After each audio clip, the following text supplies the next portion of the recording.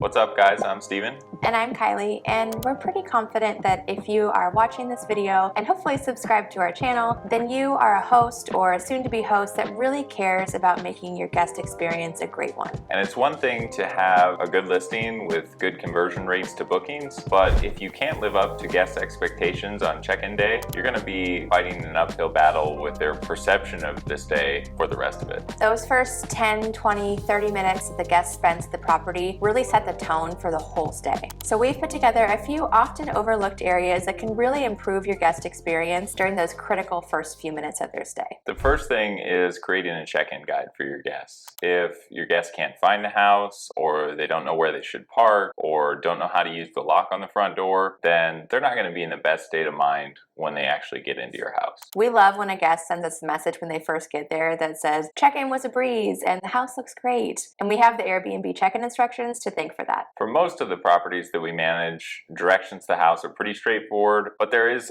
quite a long list that do require some special steps, and that's where the check-in guide comes in. One good example of this is our duplex properties in Mission Beach. So the way the streets work in Mission Beach is you have these courts, which are these pedestrian walkways at the front of the house. And then you also have the alleyways, which are at the back of the properties, and that's where you can drive and park. The problem is only the courts have street signs and the alleyways don't. So that can make it a bit difficult and tricky to find the house the first time. So for those Mission Beach properties, we have turn-by-turn directions that kind of start at the main road. And they're super specific with photos attached at each step, turn by turn. Turn left at the stop sign, and then turn left down the unmarked alley. All with photos, all trying to prevent any errors and guests finding the house. Sometimes directions to the house are super straightforward. Maybe Google Maps can navigate there without any issues. In those instances, we won't include directions to the house, and we'll start the check-in guide at the house. So we'll show a photo of the front of the house and instruct them where to park. We'll show them where the garage keypad is and how to open and close the garage door. We also then have slides for the front door and how to access the smart lock to unlock and lock that door and guests get in the house. You'd be surprised how many people have trouble operating smart locks, even if they seem very straightforward to you. And then we have a slide that welcomes them to the house and tells them where to find a house manual, which has answers to frequently asked questions and local recommendations for the area. Then the last slide that we include is a service provider schedule. And here's where we share applicable schedules for pool service or a landscaper, people that might be visiting the house during a guest stay. So let's take a look at where we'll set this up. You'll do this in the Airbnb app and not on the desktop site. So you'll want to go to your listing and then scroll down till you see this section called Info for Guests, and then just click on Check-in Instructions. Then you'll be able to add in photos and text to detail out the check-in instructions for your guests.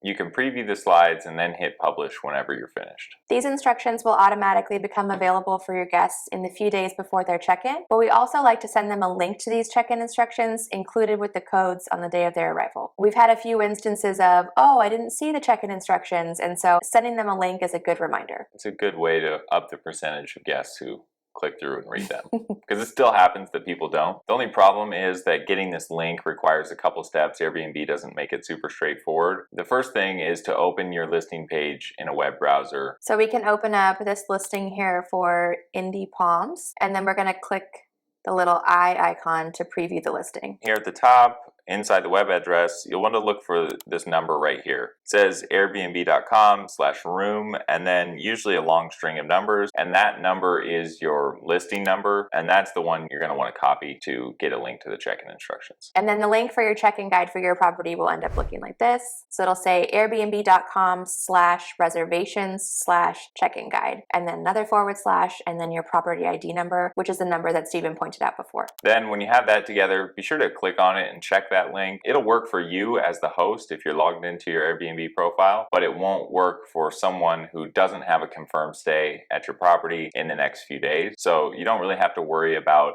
sharing sensitive details there. We don't put codes in those check-in instructions because we change them so regularly, and then we'd have to update the check-in instructions every time. But check that the link works and know that once it works, you can share that with the guest who has an upcoming stay. We've been using this method for years, but of course there's always a chance that Airbnb will switch things up on us, so maybe it won't work forever, but this is what we're using right now. Just one thing to note here, other booking platforms, most of them do have some means to share check-in instructions with your guests, whether that's another sort of creating a procedure like Airbnb or attaching a PDF. So look out for that if you use other platforms. Vrbo, for example, has their welcome guide, so you can fill that out with photos and directions as well. It's a little bit different than Airbnb's. The second and often overlooked area to get a great first impression is the entryway to the house. And if you checked out our DIY mural video, you'll see some of the things we did there. The whole goal of that mission was to increase the attractiveness of that area when a guest walks up to the house. Yeah, that's a good one to watch, and that was a really big overhaul of our entryway, but it doesn't have to be that complex. Yeah, it could be simple things. Does your doormat need to be replaced, or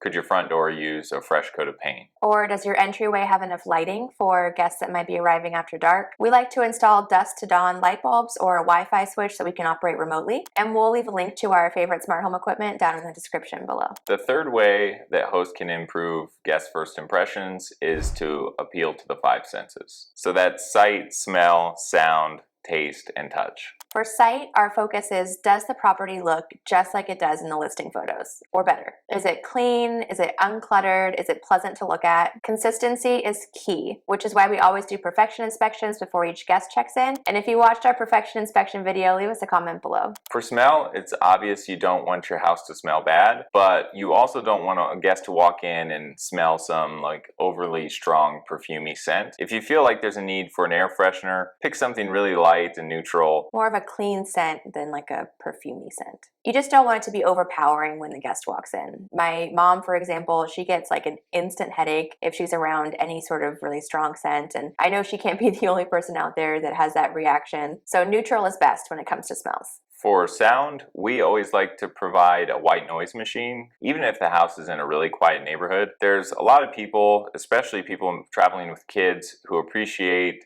some background sort of white ambient noise when they're sleeping, and that's a simple touch, easy thing to add. Yeah, so when a guest first walks into the bedroom at one of our properties, they're likely to notice the white noise machine and the charging ports in the nightstand, and those are just small touches that give the impression that you've thought of the little details for them. The next one is taste, and we like to leave a small welcome basket of single-serve snacks for guests to enjoy when they arrive. It's often that we're dealing with weary travelers who haven't gone to the grocery store yet, so just a little snack, something to kind of let them relax when they first get to the house is another easy touch. Or parents with hungry kids, because kids are always hungry. Yeah. And the final sense is touch.